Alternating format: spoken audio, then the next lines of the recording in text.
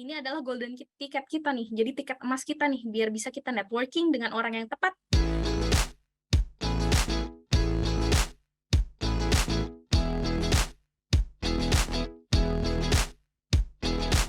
Buat teman-teman semuanya, selamat datang di Dialog Karirmu. Untuk tema hari ini kita bakalan sama-sama nih bahas untuk bangun personal branding yang memikat agar HR tertarik.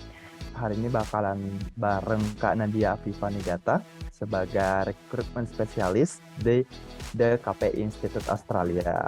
Halo Kak Nadia, selamat sore. Selamat sore, gimana kabarnya? Alhamdulillah aku baik. Personal branding itu sebenarnya adalah gimana caranya kita mempresentasikan diri kita di depan orang lain, entah itu di sosial media kah, entah itu di dokumen-dokumen tertentu yang kalian gunakan pada saat apply pekerjaan, atau bahkan sebenarnya kalau menurut saya sih dalam kehidupan sehari-hari, the way kita misalnya ngambil foto kemudian kita upload di Instagram, that's your personal brand. Ini adalah golden ticket kita nih, jadi tiket emas kita nih, biar bisa kita networking dengan orang yang tepat. Kemudian kita bisa di hire dengan perusahaan yang kita mau, kemudian perusahaan atau ya kalau nggak yang kita mau, yang lebih baik dari yang kita mau deh kalau bisa. Dan juga bisa untuk teman-teman yang mungkin punya bisnis, bisa juga jadi membangun bisnisnya biar lebih influential gitu kan.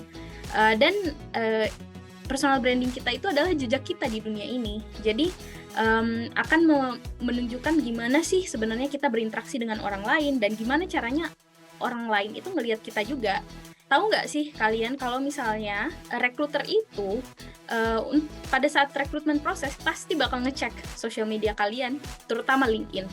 Dan itu akan menjadi proses yang sangat penting gitu untuk screen kandidat, untuk kira-kira ngelihat, oh ini orang nulis di CV-nya nih, kira-kira oh saya bekerja gini-gini, apakah bener, apakah lebih bisa dipercaya. Nah di situ kita bisa lihat sih dari sosial media misalnya, atau dari CV juga misalnya.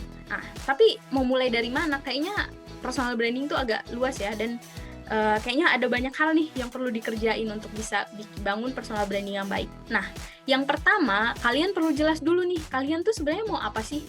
Purpose kalian apa di dunia ini, dan personal goal yang kalian mau capai itu apa? Nah, setelah kita tahu nih, kita mau jadi apa? Nah, kira-kira apa sih value yang unik dari diri kita yang kita tawarkan ke orang lain? Nah, yang pertama misalnya dari sisi kepribadian mungkin, atau benefit apa yang kalian bisa offer ke orang lain. Jadi memang butuh banyak proses refleksi diri sebelumnya, sampai akhirnya kalian bisa tahu, oh apa sih yang ingin saya munculkan di publik gitu. Jadi ketika kalian sudah tahu siapa sih diri kalian, apa yang kalian mau, apa sih unique value kalian, nah nanti kalian bisa olah menjadi sebuah cerita, karena cerita itu adalah hal yang diingat oleh orang lain gitu. Jadi dengan menggabungkan semua ini, kalian bisa mempresentasikan nih cerita terkait dengan diri kalian. Kalian tentuin deh platform yang mana yang kira-kira kalian mau pakai buat personal branding. Misalnya kalau saya ya, karena social media lagi banyak banget ya kalau mau diikutin. Kalau dari sisi profesional dan personal, saya misalnya pakai Instagram atau LinkedIn atau Facebook, that's it. Nah, kalian kan pada saat bekerja atau pada saat kuliah pasti ada ilmu, kemudian expertise yang kalian bangun. Nah, coba deh di-highlight juga di LinkedIn atau mungkin di CV. Nah, nanti kalian bisa nih dengan kombinasi knowledge dan expertise ini, kalian pasti bisa lebih beda gitu dibandingkan orang lain, dan juga kalian bisa pakai ini untuk attract klien yang baru, opportunity yang baru, bahkan kerjaan yang kalian memang mau. Tadi kan saya ngebahas ya kira-kira skills-skills itu bisa di-highlight, tapi skills-skills yang mana? Karena misalnya ada banyak orang yang baru lulus kuliah, masih belum ada technical skills-nya, mungkin buat programmer baru mulai gitu kan. Selain bisa highlight technical skills, sebenarnya teman-teman juga bisa highlight transferable skills. Transferable skills ini adalah skill-skills yang bisa digunakan across position. Jadi semua posisi pasti memerlukan hal ini. Misalnya kayak adaptability, leadership, organization, teamwork, membangun hubungan, disiplin.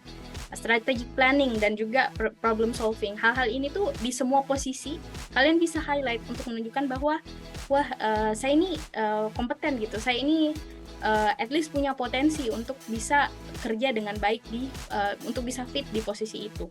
Penjelasannya daging banget ya, kalau aku sering sebutnya itu daging banget sih. Ada nih karena sebenarnya yang nitip pertanyaan juga di kolom discussion pada website kita. Nah, pertanyaannya itu apa sih bedanya membangun personal branding untuk profesional dan personal?